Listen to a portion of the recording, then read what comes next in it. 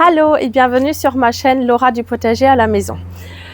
Si vous n'avez pas encore de potager, si vous hésitez, si vous avez très peu de place ou alors pas d'expérience du tout, je vous propose aujourd'hui 5 légumes hyper faciles à cultiver. Pour moi, vraiment les 5 légumes les plus faciles.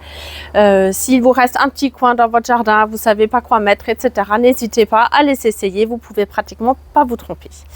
Alors, avant de vous les présenter, quelques mots sur mes critères de sélection. Alors tout d'abord, j'ai pris que des légumes qu'on peut semer ou planter partout et pas uniquement dans mon climat qui est en moyenne montagne, comme vous savez si vous suivez déjà mes vidéos. Mais là, j'ai sélectionné uniquement des légumes qu'on peut cultiver partout, on va dire dans nos climats en France. Le deuxième critère de sélection, c'était qu'il ne fallait pas d'équipement. Pas de tuteur, pas de structure pour faire grimper, pas de lumière artificielle pour les semis, pas de serre, rien de tout cela. Donc ça, c'est pareil pour tous les 5 légumes que je vous propose. Ensuite, j'ai sélectionné d'autres critères. C'était le travail en amont, c'est-à-dire la difficulté du semis, par exemple, la préparation du sol nécessaire ou pas. En deuxième, c'est le travail pendant la culture, donc l'entretien de la culture, le désherbage, l'arrosage, est-ce qu'il y a beaucoup de maladies, beaucoup de ravageurs, etc., etc. Et enfin, en dernier, c'est la difficulté d'utilisation du légume après, c'est-à-dire la récolte, est-ce qu'elle est simple ou facile, est-ce qu'elle est simple ou compliquée. Ensuite, le stockage et même la cuisine, est-ce que c'est compliqué à cuisiner ou pas. Alors, j'ai préparé un petit tableau que vous allez voir à l'écran, mais je le prends quand même pour pas vous raconter de bêtises. Je voudrais quand même vous dire tout d'abord qu'il n'y a pas de légumes parfaits. Donc, il n'y a aucun légume qui répond à 100% aux critères que j'ai sélectionnés, mais ce n'est pas très grave parce qu'ils se rapprochent vraiment beaucoup. Après ces 5 légumes, en plus, en bonus, je vais vous donner encore un 6e légume, entre guillemets. Restez donc jusqu'à la fin de la vidéo si ça vous intéresse. Le premier légume hyper facile à cultiver que je vous propose, ce sont les pommes de terre. Je pense que ce n'est pas forcément une grande surprise pour vous. Le semis se fait directement en pleine terre. Alors, je fais exprès dans cette vidéo de ne pas vous donner les dates. Parce que mes dates ici en moyenne montagne ne sont pas du tout les mêmes dates que dans le sud de la France ou ailleurs. Donc, je préfère pas vous embrouiller avec plusieurs dates différentes. Le semis direct en pleine terre, facile. Il faut préparer un tout petit peu la terre ou juste, on peut aussi juste les poser même sur du gazon et mettre du foin par-dessus. Ça marche aussi, ça marche moins bien, mais ça marche quand même. La pomme de terre, elle est quand même un peu gourmande, donc il faut lui apporter un peu de compost ou de fertilisation d'engrais, par exemple à base de potasse.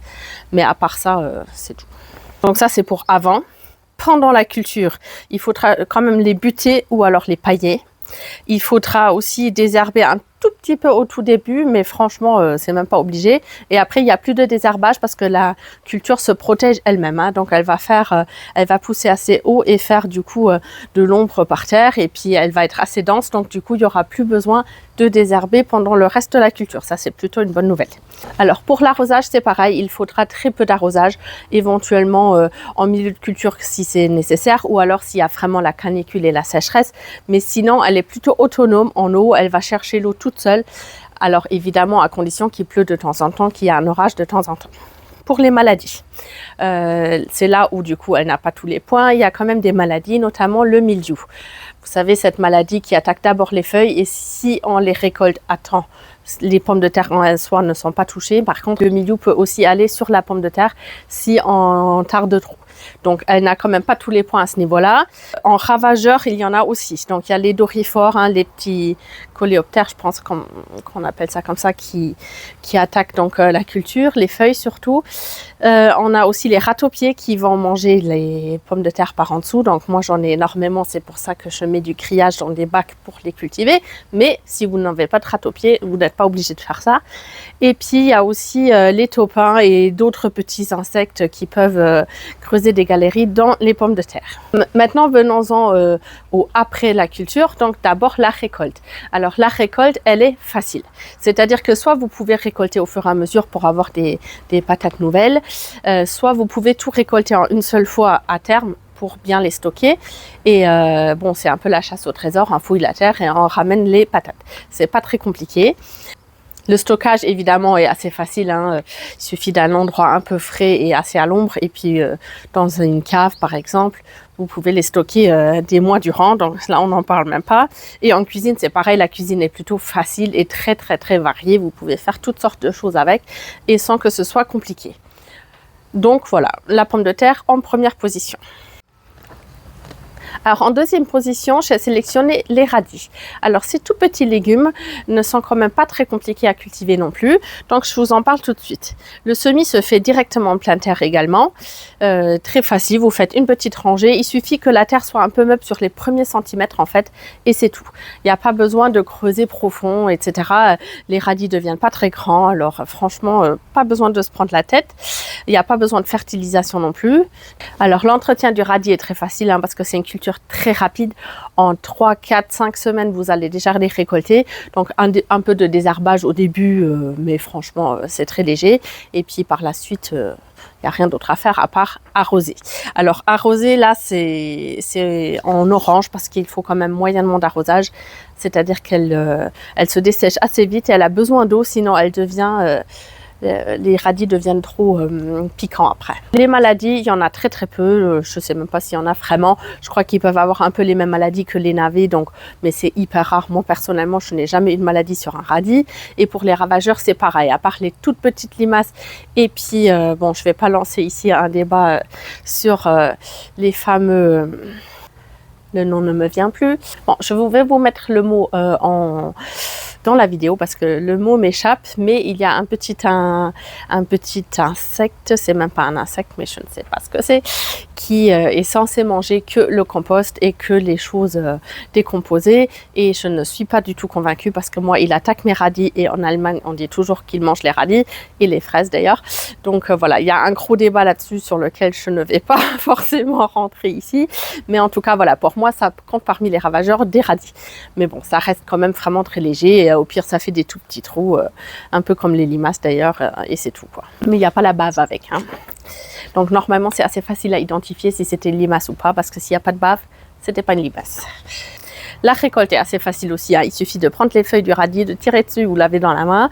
Le seul truc, c'est qu'il y a une fenêtre assez limitée. Si on attend trop longtemps, ils deviennent creux ou ils montent à graines, hein, déjà. Donc voilà, on ne peut pas non plus les laisser 3 semaines en terre, contrairement aux pommes de terre où on avait un peu plus de marge. Voilà, les pommes de terre, on peut les laisser, si elles ne sont pas malades, on peut les laisser carrément tout l'hiver sous terre, hein. Quand ils gèlent pas, quoi. Le stockage, c'est pareil, hein. Bon, on les récolte un peu au fur et à mesure. Donc c'est facile, on peut les garder quelques jours au frigo, on les mange rapidement, voilà, rien de sorcier. Et puis pareil pour tout ce qui est cuisine, on va dire entre guillemets, parce que on les cuisine pas, c'est facile aussi, hein, à la croque au sel ou alors coupé en rondelles en salade, voilà, peu importe. Je ne parle pas ici des fans de radis, hein, qu'on peut également manger et cuisiner, mais là ça devient un peu plus compliqué, donc je n'en parle pas du tout dans cette vidéo dédiée uniquement à tout ce qui est facile. Le troisième légume pour moi le plus facile, c'est la courgette. Alors je l'ai mise en troisième position, vous allez comprendre pourquoi. Alors d'abord, le semis est à peine... Alors on peut faire un semis direct en pleine terre, c'est pour ça qu'il compte dans les légumes faciles. On peut aussi les mettre en godet, et même ça c'est facile parce qu'il suffit de le faire 3-4 semaines avant. Pas besoin de lumière artificielle, de serre ou quoi que ce soit d'autre. On n'a même pas besoin d'un terreau à semis, en fait on peut prendre du terreau universel, voire même la terre de votre jardin. Vous mettez une graine dans un godet et puis c'est tout en fait. Ça pousse très très vite, c'est assez facile, donc franchement, voilà, ça ne compte pas dans les semis compliqués, hein. C'est plutôt un des plus faciles qui existent, ou même le plus facile, je crois. Pour les préparatifs, c'est juste que la courgette est assez gourmande, donc il faudra bien penser à faire un trou un peu meuble et puis apporter du compost, du fumier ou des engrais, voilà, chacun comme il a envie. Voilà, ça, il faudra y penser, mais à part ça, il n'y a rien d'autre à faire non plus. Donc après, vous plantez ou vous semez votre courgette, et ensuite, pendant toute la durée de la culture, vous avez franchement pratiquement rien à faire. Au tout début, vous pouvez désherber un peu, et c'est tout. Parce qu'après, la courgette, ça devient très grand. Et ça, c'est d'ailleurs le seul inconvénient, c'est qu'il faut avoir de la place. Il faut lui consacrer quand même 1 mètre carré à peu près. Parce qu'elle va vraiment devenir grande. Les feuilles sont très grandes. Et puis après, elle va occulter complètement le sol autour. Et donc, il n'y aura plus du tout besoin de désherber. Ça, c'est la bonne nouvelle. Alors, je vérifie parfois sur ma feuille que je n'oublie pas quelque chose. Pour l'arrosage, il y a marqué peu à moyen. C'est-à-dire que quand il pleut souvent, il n'y a vraiment pas besoin d'arroser. Mais par contre, dès que c'est un peu sec, voilà, il faudra quand même lui apporter de l'eau. Parce que si elle produit beaucoup et elle a besoin d'eau quand même pour remplir ses fruits d'eau, parce que les courgettes, c'est quand même gorgé d'eau. Les maladies. Alors, les maladies, il y a quand même l'oïdium. Vous savez, la maladie blanche là, qui rend les feuilles un peu blanches, qui va tôt ou tard attaquer la courgette. Alors généralement, ce n'est pas très gênant parce que ça n'empêche même pas de continuer à produire des courgettes. Donc franchement, ça compte quand même dans les maladies les moins pires, on va dire, tant que c'est pas encore complètement généralisé à toute la plante. Pareil pour les ravageurs, moi j'en vois pas trop, à part peut-être les limaces au tout début, si vous avez un tout petit plant ou si le semis vient de sortir et il y a une limace qui passe par là, ben là c'est compliqué. Mais à part ça, je lui trouve pas trop de ravageurs. Et puis la récolte, elle est très très facile. Je pense que parmi les 5 légumes que je vous ai donnés, c'est vraiment la récolte la plus facile. Vous prenez la courgette, vous tournez un petit coup ou alors vous prenez un couteau pour sectionner et puis vous l'avez dans la main. Rien d'autre à faire, c'est vraiment hyper facile. Donc là où ça se complique un tout petit peu, c'est la fréquence de récolte parce qu'il faut vraiment y aller tous les 3 jours ou 3 ou 4 jours si vous avez un seul pied pour ramasser les courgettes qui poussent hyper vite et puis sinon ça devient des gros machins que vous pouvez récolter qu'en courge au pire des cas, c'est pas très grave et même quand elles sont grandes, elles sont encore bonnes pour faire des soupes et autres, donc en frais ce n'est pas vraiment un souci non plus. Le stockage, c'est pareil, c'est très facile. Vous pouvez les garder déjà un certain temps hors frigo. En plus, plusieurs, j'ai presque envie de dire semaines au frigo. Après, ça perd ses vitamines, mais ça ne pourrit pas tout de suite. Et en plus, vous pouvez aussi simplement les laver, les couper en rondelles et les mettre au congélateur. Et ça pose pas de soucis non plus. Pareil pour la cuisine, c'est quand même assez facile. Vous pouvez les faire à la poêle, vous pouvez les manger crus, vous pouvez les faire en soupe. Enfin, il y a tellement de choses à faire et c'est vraiment pas compliqué. Alors le 4e légume que je vous propose, ce sont les haricots nains. Alors je ne parle pas des haricots à ramer, tout simplement parce qu'il faudrait une structure pour les faire pousser dessus, ce qui faciliterait quand même la récolte, mais qui par contre demande quand même un équipement dont on ne dispose pas dans cette configuration. Donc je vais parler que des haricots nains. Le semis, c'est pareil, c'est directement en pleine terre. Vous pouvez faire soit des rangées, soit des poquets. Vous pouvez aussi les faire engoder quelques semaines avant, un peu comme les courgettes.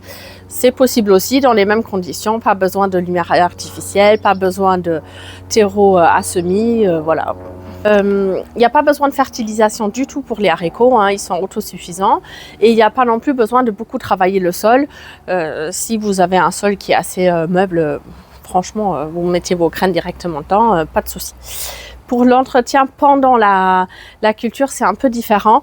Au tout début, il faut quand même désherber un tout petit peu, je pense, pour être sûr qu'il n'y a que vos haricots qui poussent. Mais après, par contre, c'est pareil, ça occultera complètement les graines parce que ça pousse assez dense si vous les avez semées avec la bonne distance. Vous pouvez aussi pailler éventuellement au début, ça c'est quelque chose que j'ai oublié de dire pour les autres légumes, mais pour tout sauf pour les radis que je trouve vraiment pas pratique à pailler.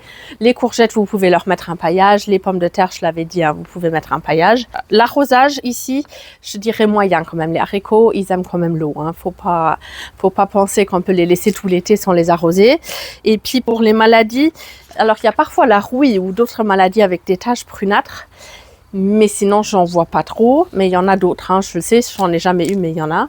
Et puis les ravageurs, c'est surtout, moi je suis parfois embêtée par les pucerons. Je pense que c'est les mêmes pucerons que sur les fèves qui s'installent aussi parfois sur les haricots. Ça peut être un souci. Et puis les limaces, ma foi, les jeunes plants, ils peuvent les dégommer. Donc ça, c'est les 2 ravageurs. Donc là, c'est un peu moins facile. Pour la récolte, la chenille, un moyen. C'est moyennement facile. C'est-à-dire qu'il faut récolter très souvent. Encore pire que la courgette, en fait. Je dirais 1 jour sur 2, il faut passer dans son rang de haricots et ramasser tout ce qu'il y a. Sinon, ils deviennent très grands, ils font des fils. Enfin, c'est plus du tout bon. En plus, ce n'est pas forcément facile à récolter parce que si vous cultivez en pleine terre, par terre, il faut quand même se pencher ou se mettre à genoux. Alors si vous êtes équipé, que vous avez un bac surélevé comme celui que vous pouvez deviner ici, c'est un peu différent. Mais par contre, si vous n'en avez pas, malheureusement, vous pouvez partir du principe que ça ne va pas être la récolte la plus agréable du monde. Alors, on peut faciliter un tout petit peu la récolte en plantant des variétés qui ont des fleurs violettes et des gousses violettes. ce qui fait que vous voyez plus facilement les haricots au milieu de la verdure. Vous voyez, le soleil sort un peu. C'est agréable. J'habite à 800 mètres d'altitude, hein, au cas où, si vous n'avez pas encore vu mes vidéos. Et c'est pour ça que chaque petit rayon de soleil, là, je suis vraiment contente parce que ce matin, il faisait 6 degrés encore à 9 h du matin. Donc voilà, je profite. Après, en cuisine, les haricots, c'est assez facile. Vous les cuisez à la vapeur ou à l'eau et puis après, vous faites ce que vous voulez avec. Il faut les équeuter, hein, donc ça, c'est le côté un peu moins facile. Et puis, pour les stocker, par contre, vous pouvez les mettre directement au congélateur après les avoir équeutés. Pas besoin de les blanchir ou quoi que ce soit. Donc, je compte en facile quand même. Et nous voici arrivés déjà au 5e légume le plus facile à cultiver et j'ai choisi de prendre les courges. Alors les courges ressemblent beaucoup aux courgettes pour tout ce qui est semis en pleine terre, hein, c'est pareil, ou engodé quelques semaines avant. Pour la place, il en faut encore plus par contre, hein. Donc la courge, elle va courir entre guillemets, elle va s'étaler sur beaucoup de place, donc il faut avoir de la place, mais à part ça c'est aussi facile que la courgette, sauf que vous n'avez pas tout ce qui est récolte régulière, puisque vous les récoltez à la fin quand c'est mûr et puis c'est tout, et vous n'avez pas besoin du coup de passer tous les 2-3 jours regarder comment va la culture. C'est pareil pour l'arrosage, elle a besoin d'un peu moins d'arrosage que la courgette, elle est vraiment très autonome, elle peut même se re-enraciner sur tout le chemin où elle court pour récupérer l'eau, donc ça c'est plutôt pas mal. Qu'est-ce que j'ai marqué? Bon, elle est aussi gourmande que la courgette, hein, donc il faut quand même mettre du compost ou une autre fertilisation si vous préférez mettre de l'engrais ou autre. La récolte est donc plus facile, mais bon, les courges peuvent devenir très lourdes, hein. Si vous prenez des potirons, elles sont vraiment grandes. Si vous prenez les petites courges, les potimarrons, les butternuts, franchement c'est facile comme tout. Et puis pareil, le stockage est facile, hein. Parfois on peut les garder jusqu'en janvier, février, si elles sont bien mûres, il n'y a pas de souci. Et pareil pour la cuisine, je mettrai quand même pas facile comme pour les courgettes, plutôt moyen.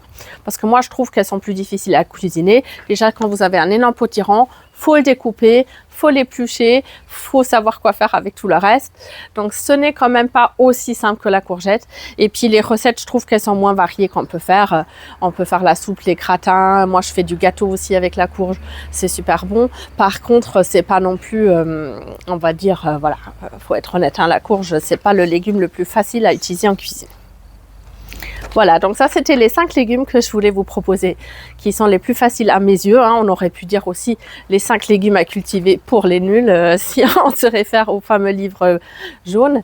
Par contre, j'ai envie de vous proposer un petit bonus, parce que c'est pas vraiment un légume, donc je pouvais pas le mettre dans les légumes. En plus, on ne le sème pas directement en pleine terre, comme les autres légumes dont je vous ai parlé. Mais la plante dont je veux vous parler, c'est la rhubarbe. La rhubarbe, pour moi, elle mérite vraiment d'être dans cette vidéo. Tout simplement parce que certes, vous êtes obligé au départ de planter un petit rejet. Soit qu'il y a un voisin qui en a, qui vous en a donné, soit vous en avez acheté un petit plant godé ou alors en racine nue sur internet, tout ça existe aussi.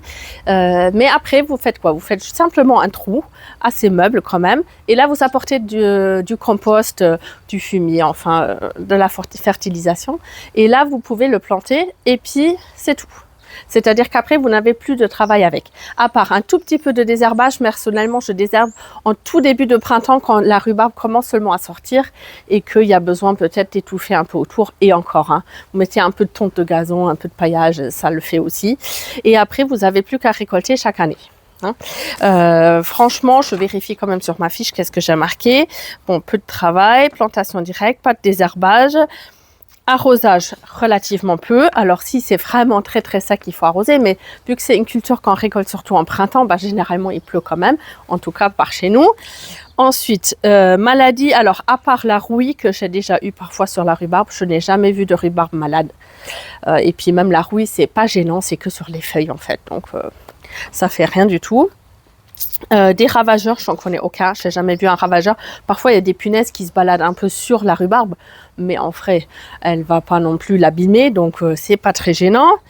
La récolte, elle est facile, vous prenez un couteau, vous coupez à la base ou vous tournez, voilà, c'est pas compliqué, vous coupez la grande feuille et puis voilà. Pour le stockage, Bon, c'est un peu moins facile à stocker qu'une pomme de terre parce qu'il faut quand même d'abord la transformer en confiture ou en compote ou en gâteau. Mais on peut aussi simplement la couper en rondelles une fois qu'on a enlevé quand même la peau en quelque sorte. Et on peut la stocker au congélateur comme ça et la ressortir quand on veut faire une tarte 6 mois après. C'est pas un souci non plus. Donc, et en cuisine, je trouve que c'est facile. Voilà, donc pour moi, je trouve que la rhubarbe méritait largement d'être dans cette vidéo. Et puis, n'hésitez pas à l'adopter, elle est très décorative aussi. Même si vous avez simplement un jardin d'ornement, n'hésitez pas à installer une rhubarbe dans un petit coin de votre jardin. Et ça vous rapportera à manger sans que vous ayez eu beaucoup de travail. Voilà donc les 5 légumes que je vous propose de cultiver dans votre jardin s'il vous reste un peu de place ou si vous savez pas trop quoi mettre ou si vous voulez commencer un potager cette année que vous ne savez pas par quels légumes commencer. Normalement, ça devrait vous avoir décidé à vous lancer au moins avec un plant de rhubarbe, un plant de courgette ou quelques haricots. Si cette vidéo vous a plu, n'hésitez vraiment pas à me mettre un petit coup de pouce ou à vous abonner à ma chaîne. Ça m'aiderait énormément à gagner en visibilité sur YouTube. Je vous mets en lien la playlist de mon potager. Au plaisir de vous retrouver peut-être dans une autre vidéo. Et en attendant, je vous dis tchuss et à bientôt pour de nouvelles aventures.